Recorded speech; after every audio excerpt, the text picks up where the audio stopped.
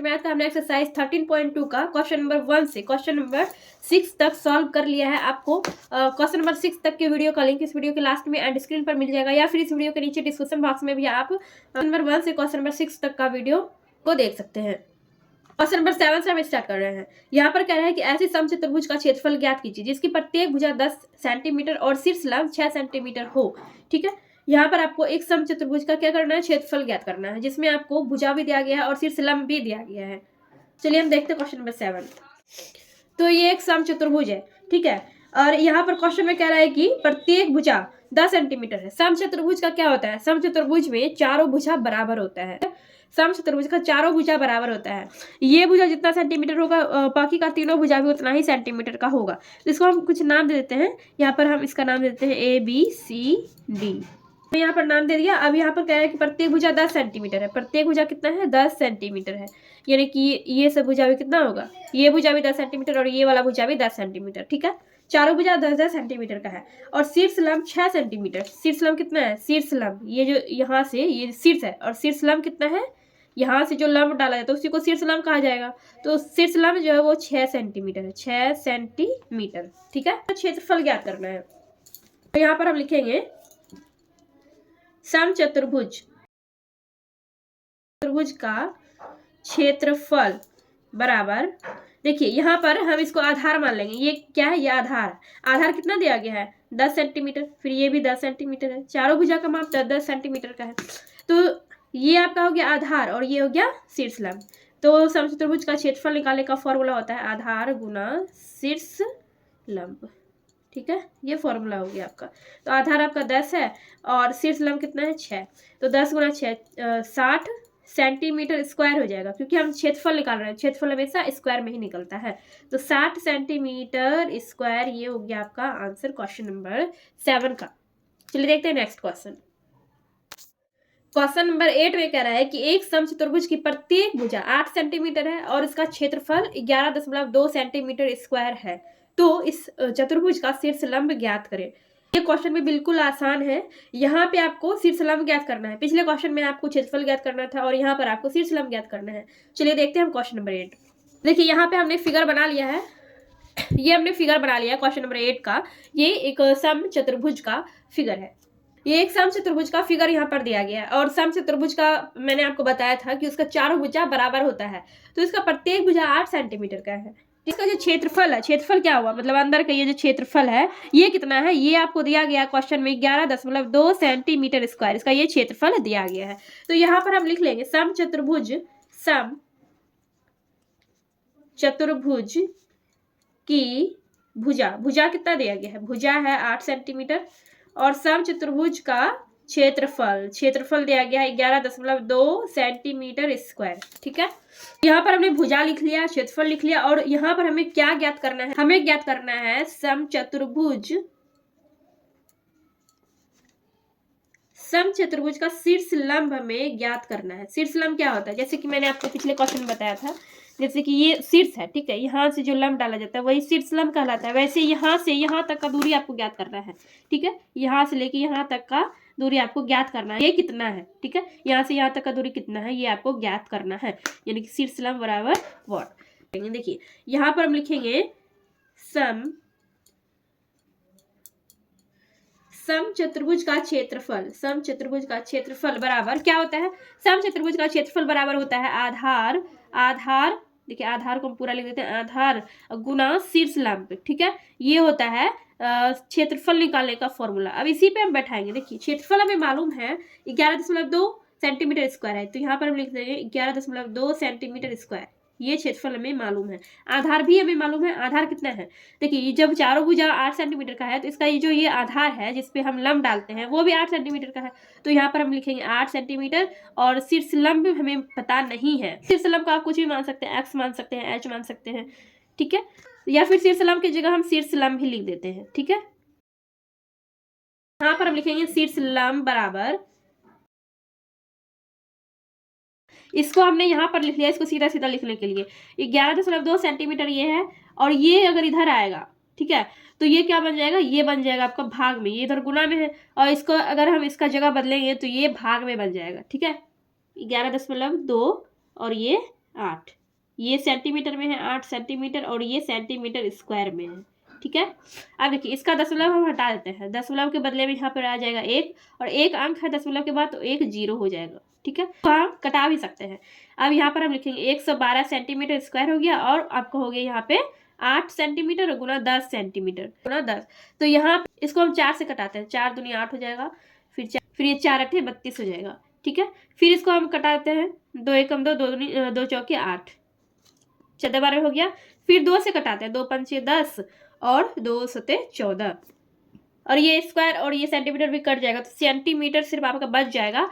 तो आपका हो गया कितना 7/5 सेंटीमीटर। लेकिन इसको हम क्या करेंगे, इसको हम दशमलव में चेंज कर लेंगे। ठीक है, तो हम 7 में 5 से भाग देते हैं, 5 एकम 5 हो गया, 7 में 5 गया 2, फिर ये दशमलव, ये 0 हो जाएगा और 5 चौके हो जाएगा आपका 20। तो 1.4 ये हो गया आपका आंसर, 1.4 सेंटीमीटर ये हो गया आपका शीर्षलंब। क्वेश्चन नंबर 8 का आंसर आपका 1.4 आया। तो इस तरह आपका क्वेश्चन नंबर 8 कंप्लीट हो गया। चलिए हम देखते हैं नेक्स्ट क्वेश्चन। 9 में कह रहा है कि किसी समचतुर्भुज का क्षेत्रफल 64 सेंटीमीटर स्क्वायर है और इसकी परिमाप 64 सेंटीमीटर है, तो इसकी समचतुर्भुज का शीर्षलंब ज्ञात कीजिए। यहाँ पे आपको शीर्षलंब ज्ञात करना है, लेकिन यहाँ पे आपको क्षेत्रफल दिया गया है और इसका परिमाप दिया गया है। ठीक है, चलिए अब देखते हैं क्वेश्चन नंबर 9 में भी वही चीज है, यहाँ पे सिर्फ आपको परिमाप दिया गया है, यहाँ पे आपको भुजा का माप नहीं दिया गया है। तो समचतुर्भुज का क्षेत्रफल यानी कि ये जो है क्षेत्रफल ये आपका है 64 सेंटीमीटर स्क्वायर। ठीक है, और आपको यहाँ पे परिमाप यानी कि चारों ओर का माप आपको दिया गया है 64 सेंटीमीटर। तो समचतुर्भुज का शीर्षलंब आपको ज्ञात करना है, लेकिन शीर्षलंब ज्ञात करने के लिए हमें पहले समचतुर्भुज का भुजा ज्ञात करना होगा। तो समचतुर्भुज की एक भुजा का माप हम निकालेंगे, कैसे निकालेंगे, देखिए परिमाप है, परिमाप में हम क्या करेंगे 4 से भाग देंगे। परिमाप आपका है 64 सेंटीमीटर और इसमें हम 4 से भाग करेंगे तो आपका कितना हो जाएगा भाग करके 16, यानी कि 16 सेंटीमीटर। 16 सेंटीमीटर आपका निकल गया एक भुजा, यानी कि समचतुर्भुज का अगर एक भुजा 16 सेंटीमीटर है तो बाकी का ये तीनों भुजा भी 16 सेंटीमीटर का ही होगा। ठीक है, ये भी आपका 16 सेंटीमीटर का होगा। तो आपको ज्ञात क्या करना है, आपको शीर्षलंब ज्ञात करना है, यानी कि यहाँ से लेके यहाँ तक का आपको माप ज्ञात करना है, ये आपको ज्ञात करना है, शीर्षलंब आपको ज्ञात करना है। तो यहाँ पे शीर्षलंब ज्ञात करने के लिए हम वही वाला फॉर्मूला लगाने वाले हैं। हम यहाँ पर लिखेंगे समचतुर्भुज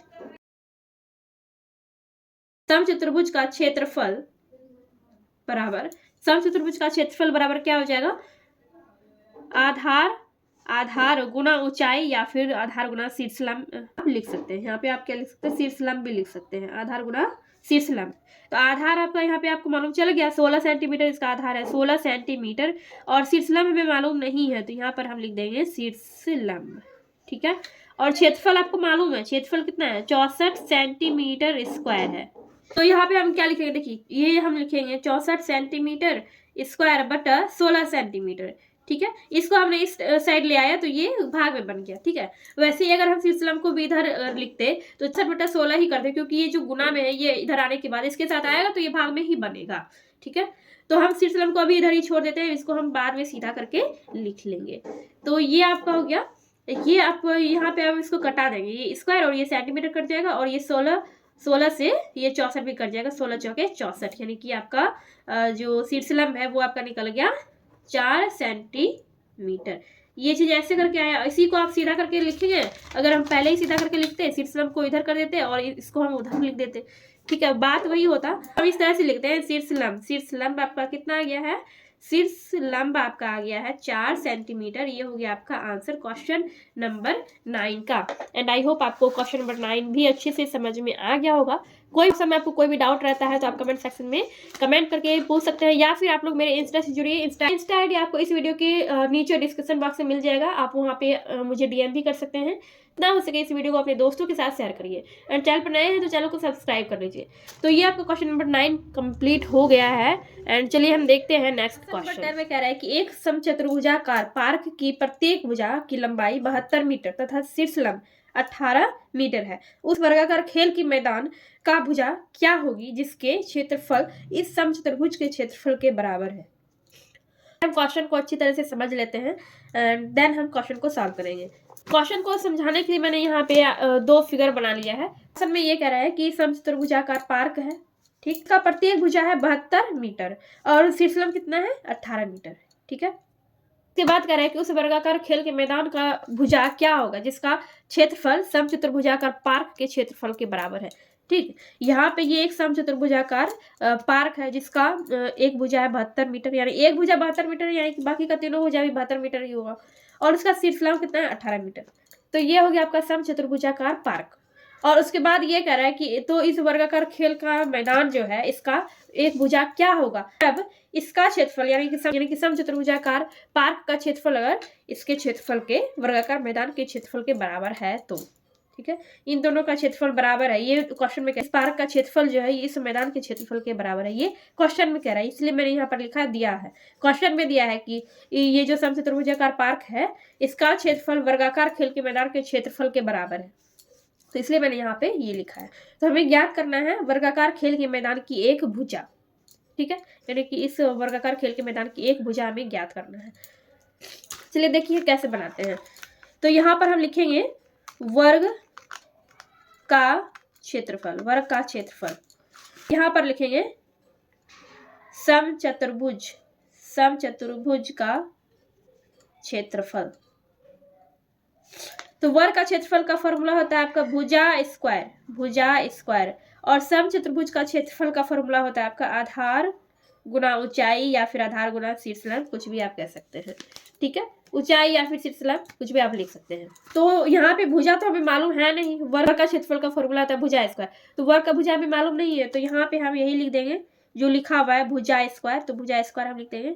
और यहाँ पे समचतुर्भुज का क्षेत्रफल आधार और ऊंचाई हमें मालूम है, आधार यानी कि ये देखिए ये जो आपका ये फिगर दिया गया है 72 सेंटीमीटर इसका चारों भुजा है, ठीक है, ये भी 72 सेंटीमीटर होगा, 72 मीटर, 72 मीटर का ये भी होगा, ठीक है, चारों भुजा कितना है 72 मीटर का है। तो यहाँ पर कह रहे हैं कि आधार गुना ऊंचाई, तो आधार ये वाला हो गया और शीर्षलंब ये वाला हो गया, तो आधार ये हो गया 72 मीटर और ऊंचाई हो गया आपका 18 मीटर। तो आधार की जगह पे हम लिखेंगे 72 और ऊंचाई की जगह पे हम लिखेंगे 18 मीटर, ये भी मीटर में है, ठीक। इसको जो है इसको अब गुना कर देंगे, ठीक है, ये भुजा स्क्वायर हो गया आपका भुजा स्क्वायर, और 72 गुना 18 कर देंगे तो कितना हो जाएगा आपका हो जाएगा, गुना करके आप लोग देख लीजिएगा 1296 होगा, 1296 मीटर स्क्वायर, ठीक है, क्षेत्रफल ये आएगा यहाँ पे।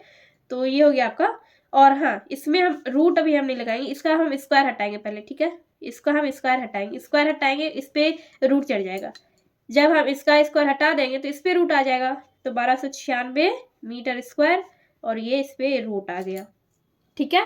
तो आपका भुजा कितना निकल गया, ये जो है इसका हम वर्गमूल निकालेंगे 1296 का, तो आपका वर्गमूल निकल जाएगा 36 मीटर, ठीक है, यानी कि भुजा कितना आ गया आपका, भुजा जो है भुजा आ गया आपका 36 मीटर।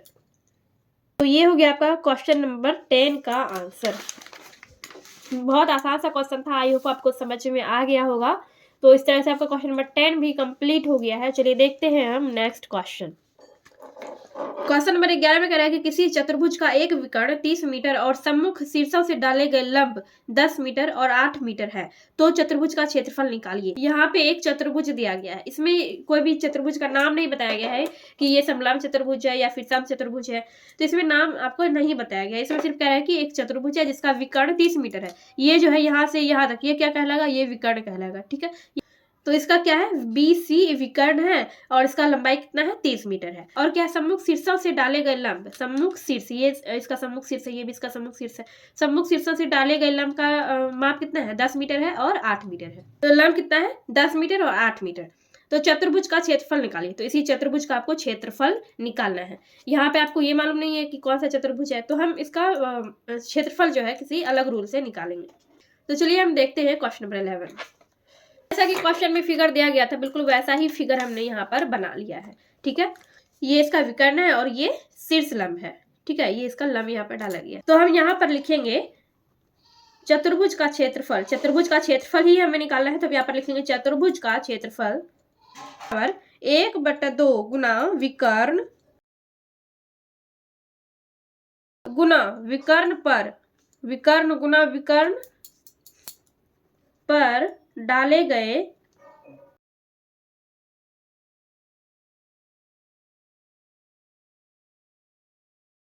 क्या लिखा, चतुर्भुज का क्षेत्रफल बराबर 1/2 गुना विकर्ण पर डाले गए लंबाई का योग, ठीक है। अब आसानी से इस फॉर्मूले पे हम बना सकते हैं, यहाँ पर हम लिखेंगे 1/2 गुना विकर्ण कितना है, विकर्ण है 30 मीटर, तो यहाँ पर हम लिखेंगे 30 मीटर गुना विकर्ण पर डाले गए लंबाई का योग, तो 10 और 8 कितना हो गया, बल्कि 18 हो गया। तो यहाँ पे हम डायरेक्ट 18 मीटर भी लिख सकते हैं। 10 और 8 मिलकर कितना हो गया, 18। तो 18 मीटर हमने यहाँ पर डायरेक्ट लिख दिया। अब इसको कटाएंगे तो ये 15 बार में कटेगा। तो अब ये यहाँ पर नहीं कटने वाला है, 15 और 18 को हम गुना कर देंगे, ठीक है, 15 और 18 को हम गुना कर देंगे तो आपका हो जाएगा 270 मीटर, और मीटर गुना करके हो जाएगा मीटर स्क्वायर। तो ये हो गया आपका आंसर, ये आपका चतुर्भुज का क्षेत्रफल निकल गया 270 मीटर स्क्वायर। ये हो गया आपका क्वेश्चन नंबर 11 का आंसर। दोस्तों यहाँ पर क्वेश्चन नंबर 12 में कह रहा है कि निम्न आकृति का क्षेत्रफल तथा शीर्षलंब ज्ञात कीजिए। यहाँ पर ये आकृति दिया गया है, इसका आपको क्षेत्रफल ज्ञात करना है और शीर्षलंब ज्ञात करना है। तो हमने यहाँ पर बिल्कुल ऐसी ही आकृति बना ली है, ठीक है, हमने यहाँ पर आकृति बना लिया है। ये आपका क्वेश्चन नंबर 12 का आकृति है, जिसमें कि ये एक समलंब चतुर्भुज दिया गया है, और यहाँ पर आपको इसका ये शीर्षलंब, ये जो है यहाँ से यहाँ तक का आपको लंबाई ज्ञात करना है, और इस चतुर्भुज का आपको क्षेत्रफल ज्ञात करना है। दो चीज इसमें आपको ज्ञात करना है। और इसमें आपका दिया गया भुजा का माप 10 सेंटीमीटर, ठीक है, ये भी 10 सेंटीमीटर है, ये भी 10 सेंटीमीटर, ये भी 10 सेंटीमीटर है इसका, ठीक है। तो ये जो चतुर्भुज है इसका माप आपको दिया गया, भुजा का माप 10 सेंटीमीटर। पी बी का माप भी आपको दिया गया 12 सेंटीमीटर, ठीक है। तो इसको जो है हम हीरोन की सूत्र से बनाने वाले हैं। सबसे पहले तो ये वाला जो त्रिभुज है PBC, इसका क्षेत्रफल हम ज्ञात करने वाले हैं। तो क्षेत्रफल जो हम ज्ञात करेंगे वो हम हीरोन के सूत्र से करेंगे। तो आप लोगों को हीरोन का सूत्र पता होगा, मैंने आपको इस फॉर्मूले पे और भी बहुत सारे सम्स बताए हुए हैं। तो ऐसे कुछ हीरोन का सूत्र होता है। ये जो आपको फॉर्मूला दिख रहा है इसको आप क्या कहते हैं, हीरोन का सूत्र कहते हैं। तो इसी फॉर्मूले पे, इसी सूत्र पे हम त्रिभुज PBC का क्षेत्रफल निकालेंगे। तो पर सूत्र है √s × s-a, s-b and s-c, ठीक है। तो ये आपका फॉर्मूला है। तो इस फॉर्मूले पे बनाने के लिए सबसे पहले तो आपको s मालूम होना चाहिए, ठीक है। s निकालने के लिए हम क्या करते हैं, त्रिभुज के तीनों भुजाओं को हम जोड़ देते हैं और उसमें हम 2 से भाग देते हैं। त्रिभुज के तीनों भुजाओं का योग और बटा 2, ठीक है। त्रिभुज के तीनों भुजाओं का योग यानी a + b + c बटा 2। तो यहाँ पर देखिए ये त्रिभुज का तीनों भुजा है, ये एक भुजा है, ये भी 10 सेंटीमीटर है, ये भी 10 सेंटीमीटर है, और ये आपका माप दिया गया है 12 सेंटीमीटर, ठीक है। तो त्रिभुज के तीनों भुजा का योग, ये 10 सेंटीमीटर, फिर ये 10 सेंटीमीटर और ये 12 सेंटीमीटर, तो 10 + 10 + 12 बटा 2। तो सबको जोड़ कर कितना हो गया, 10 + 10 + 12 को जोड़ के हो गया आपका 32 बटा 2। तो इसमें आप 2 से अगर 32 में भाग करेंगे तो कितना होगा आपका 16 सेंटीमीटर। तो आपका S निकल गया 16 सेंटीमीटर, ठीक है। फिर दूसरा चीज यहाँ पर ये देखिए, ये त्रिभुज PBC का क्षेत्रफल का तो मैंने आपको बता दिया फॉर्मूला, वही फॉर्मूला है सेम टू सेम, हीरोन का फॉर्मूला ही, बस मैंने यहाँ पर दोबारा लिखा हुआ है। तो S हमें मालूम हो गया 16 सेंटीमीटर, तो S की जगह पे हम 16 लिखेंगे। सब जगह जहाँ जहाँ S है वहाँ हम 16 लिख देंगे। और ABC की जगह पे हम क्या लिखेंगे, त्रिभुज के तीनों भुजा का जो माप था वो लिखेंगे। तो तीनों भुजा का माप क्या था, A का माप 10, B का माप भी 10 और C का माप है 12।